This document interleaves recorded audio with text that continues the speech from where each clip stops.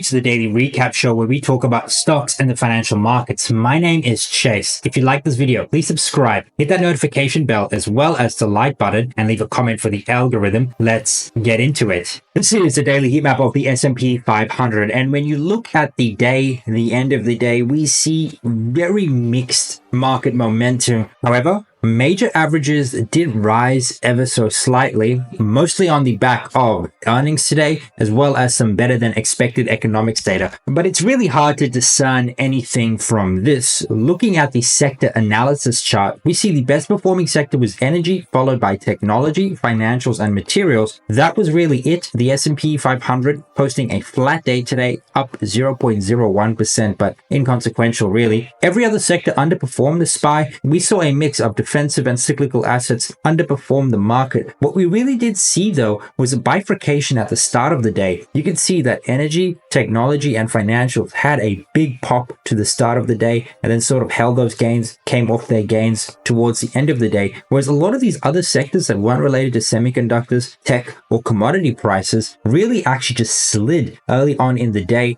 and then sort of just traded sideways into the close. And that really meant markets just churned at their highs. But because we had some of the big tech and semiconductor names outperform the broad market, that is why we did see stuff like the SPY flat today, as well as the Nasdaq 100 up 0.12% for the most part. Now, tech was one of the best performing sectors today, mostly on the back of the earnings we got from TSMC, Taiwan semiconductor company, was up 9% today. Very, very bullish day. And they reported a 54% jump in profit, as well as raised its full year revenue outlook. So it was a beat and raise. Adjusted earnings per share came in at $12.54. The street was expecting $11.55, a huge beat. This was on the back of revenue of 759 billion Taiwan dollars, which is 23.5 billion US dollars, versus 751 billion expected, which was 23.3. So a mild revenue beat, a huge earnings beat. It goes to show the cost-cutting measures. And the reason why this was so bullish for the semiconductor space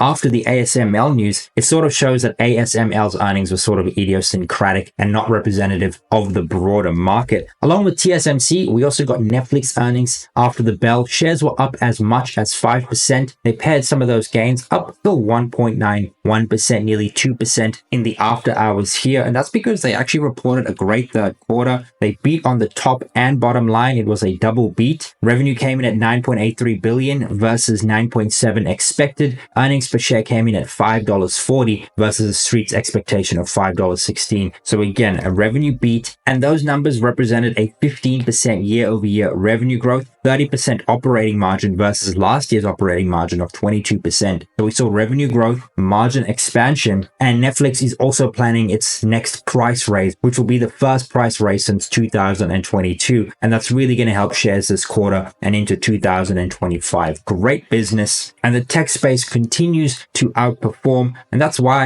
is why the best performing factor and size segment was large cap core as well as growth. They were really positive on the day. Now, outperformance is relative. You still look at these numbers and say, yeah, it was a flat day. But relative to mids and smalls, they were the best performing sector, except for small cap value, really up 0.15%, actually outperforming large cap core and growth segments. So I guess this was the best performing factor and size segment. However, these definitely have more weight from a market cap space. And what actually didn't work today was just large cap value, and then mid caps was sort of in the middle between smalls and large. And all of the market momentum wasn't just based off earnings. It also had to do with economic data, which came in better than expected. Initial jobless claims was forecast to come in at 260,000. We got 241K. That's a positive. And retail sales beat as well, 0.4 versus 0.3%. Now, the stronger than expected economic data really saw yields rise sharply, specifically in the 10-year yield. And that is why we actually did see the market averages pull back from their highs yesterday. Yesterday, the 5-day and 20-day moving average sitting at 73 and 68%. Now it's 64 and 66%. The 50-day and 100-day averages also ticked down ever so slightly. However, when you look at it in aggregate, things are still looking really, really healthy. We're still up a healthy amount for the week. And we just saw a little bit of volatility at the highs on the day and across different sectors. Nonetheless, when you zoom out, you look at the longer term moving averages, the medium term, as well as the shorter term, things looking very, very constructive. However, if this trend continues to move down, that can be bad. However, things are looking good. The economy is looking good. Earnings are coming in better than expected. The only thing that really affected the market today was just yields. Now, yields actually rose sharply today. You can see the 2-year yield up nearly a full percentage point. Now, these are the after hours price for the 10-year yield and 30-year yield. But if we actually just look at the movement on the charts, you can see the 10-year yield was up 1.87% today. The 30-year yield was up 2.14%. So a very huge move in yields today. And that really did affect stocks. I mean, if we actually just zoom into the S&P 500, right, we could see very, very clearly what happened right here. We had a huge gap up. That's a significant gap up, nearly a full percentage point or 100 basis points of a gap up. And then we actually saw a huge move down. And that really had to do with just yields, like stronger yields on the back of stronger economic data. So we ripped up on earnings and stronger data and then came down on the back of yield. We also saw the dollar rise, and that really did hamper overall equities. Nonetheless, the S&P 500 had a flat day. Same with the Nasdaq, up ever so slightly, inconsequential. Small caps actually really held in there. This was relative strength considering the fact that yields were up as much as they were. I think that's a real positive for smalls, and then mid caps were also relatively flat on the day, but they really were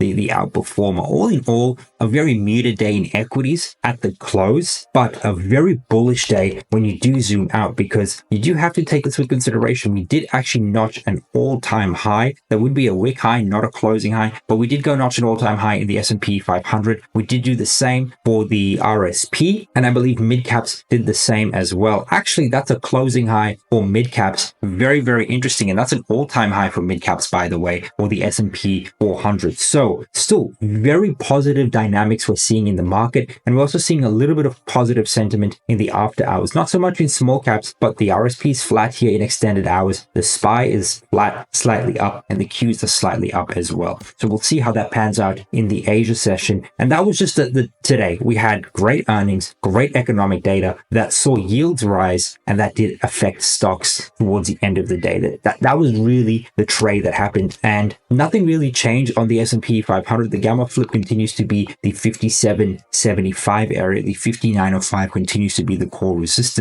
And sure, guys, in the short term, yields may affect stocks, but you do have to look at it like the economy is roaring right now. Retail sales coming in better than expected, the labor market coming in better than expected, initial jobless claims coming in better than expected, and all in all, a strong economy is really good for stocks longer term. A strong economy means stocks will go higher in perpetuity, and that's what we want as longer term investors. And all this is simply just opportunities for us to buy stocks at attractive prices. Now, we are still in positive gamma, don't forget that. So you still want to buy dips, sell rips, and 59.05 is still our target in the S&P 500 leading into next month, especially in the November OPEX. Looking at the Nasdaq 100, we're also still in positive gamma, although we're teetering on the gamma flip zone. Here it's at 2100, just there at the moment. We still haven't been able to go ahead and break this high, and this is starting to look like a lower double top. I know, especially if you like zoom out like that, you could say a lower high double top, but we'll see. I think if you actually look at the underlying fundamentals, things look rather constructive. Nonetheless, we are in positive gamma, and you do want to buy dips, sell rips, and aim for the core resistance, which is pretty much at all-time highs. And then the RTY, very similar situation. We're in positive gamma.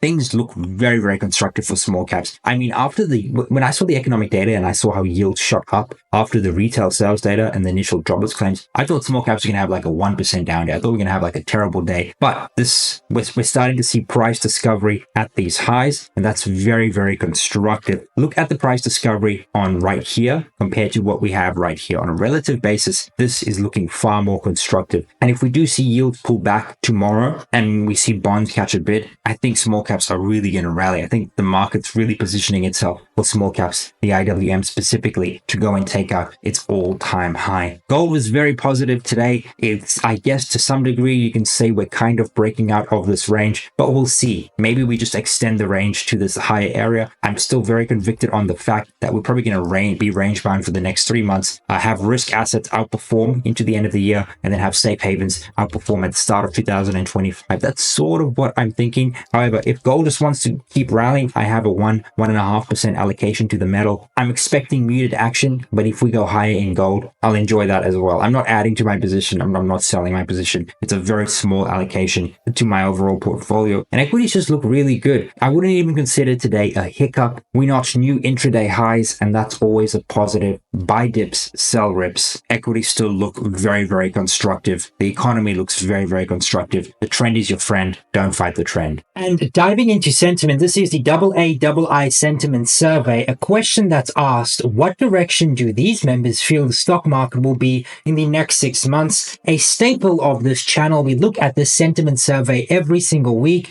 We continue to see elevated bullish sentiment, mundane bearish sentiment, and those in the neutral zone continue to gyrate between the 25 to 29 area. And what we really do see every single week is an uptick in bullish sentiment, then an uptick in bearish sentiment, and a downtick in bullish sentiment, but still remaining at these bullish levels. Very interesting to see this, and it really goes to show that at very elevated levels of sentiment, when stocks are fully valued, we are highly sensitive to the news cycle. That is not the case when valuations are very mundane. However, you need bulls for a bull market. I say it every single week, and we have exactly that. But looking at the rest of the year, the most treacherous part of October 7th to October 15th, which has an average return of negative 2.15%, is behind us. From year on out, from the middle to end of October into the end of December, when the S&P 500 has had a January to September greater than 10%, we tend to see very bullish outcomes over the next 8 to 10 weeks. We see the October 27th to December 31st period return 6.08% average return, 13 wins, 1 loss, which means from now until the end of the year, things tend to be very, very bullish. And when we look at the S&P 500 60-day rolling average forward returns in election years, we are in a position right now here in October where you want to be buying equities. This right here is the best times to put money into work. This is where we are right now. For those of you who think you have missed the dip, this is simply not the case, because there is still plenty of time to put money into work and get a fantastic return looking back 60 days. So guys, do expect great outsized returns in the next 60 days. Something else that's on the side of the bulls going into the next 8 weeks is the median monthly flows into equity mutual funds. You actually see we have outflows here in the month of October, but then in the month of November, we see huge inflows, followed by again huge inflows in December as well as January. This tends to be the end of year reinvestment collateralization. Fund managers have to balance their portfolios in the November, December, and January period for the new year.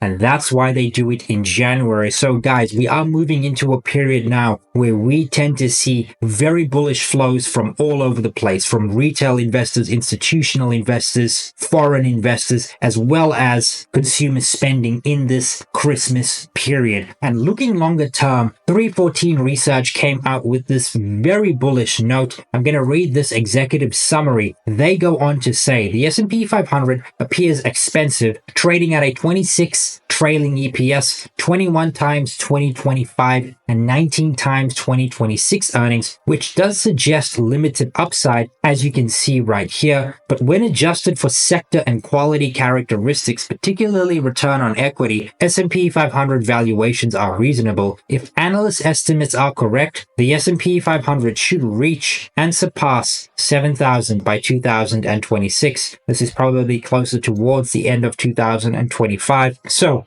we're looking at, in the short term, seeing a lot of upside in the S&P 500, and even in the longer term, looking at massive upside. From where we are right now to get to 7,000, you're looking at about a 20% return. Guys, if we have a fantastic year in equities next year, don't be surprised. When adjusted for sector and quality characteristics, stocks look very, very good. They look reasonable. You want to hold equities in this type of environment. And the truth is, the macro environment is ripe for equities equities to move higher.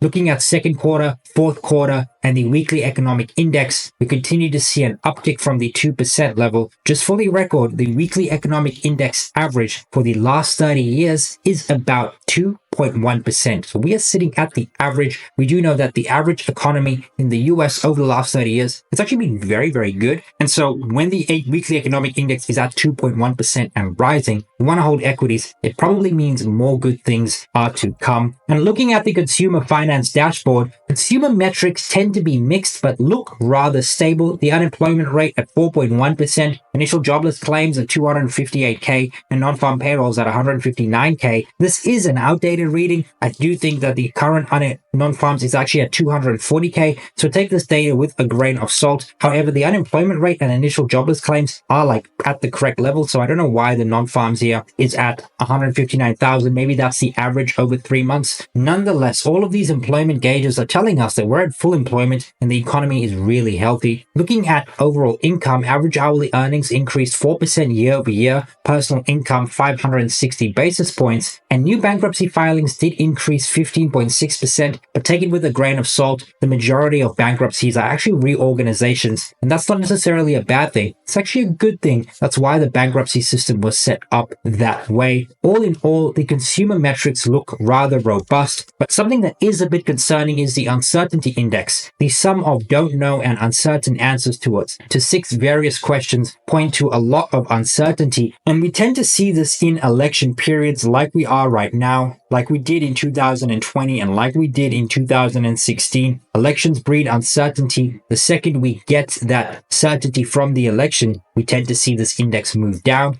and stocks do very, very well. So do expect that in the future. We have sort of brushed off a lot of the election concern because I think the markets have come to grip with the fact that whether we get a Trump presidency or a Kamala presidency, I think the economy is robust and doing very, very well regardless. Looking at earnings tomorrow, guys, we've had a huge week of earnings. It was actually very good. TSMC had great earnings. ASML, not that great. All in all, it was good. United Airlines was good. Citi was good. Bank of America had great earnings. Morgan Stanley had great earnings. We had a great week of earnings, but it's not over yet. Tomorrow we have American Express and PG. Now, American Express is very interesting because they are really richly valued right now, and we're going to see if the earnings can match the valuation. Looking at data tomorrow, the only 2 things we have is building permits and housing starts. Big focus is going to be on that, particularly in rate cuts, and we want to see if rates are going to spur on investment in the housing market. We want to see if we're starting to see the early signs of that. Bofa's estimate is 1,500K or 1.5 million. Housing starts to come in at 1.4 million. The consensus estimate's kind of the same, a little bit more downbeat. All in all, guys, we want to see the numbers in between the consensus and Bofa's estimate. If we get a number somewhere here in the middle, that's going to be good for REITs, financials, and small caps. So keep your eyes on this data print. But if you've made it up until here, thank you so much for watching. If you like this video, please subscribe, hit the notification bell as well as the like button, and leave a comment for the algorithm. Cheers.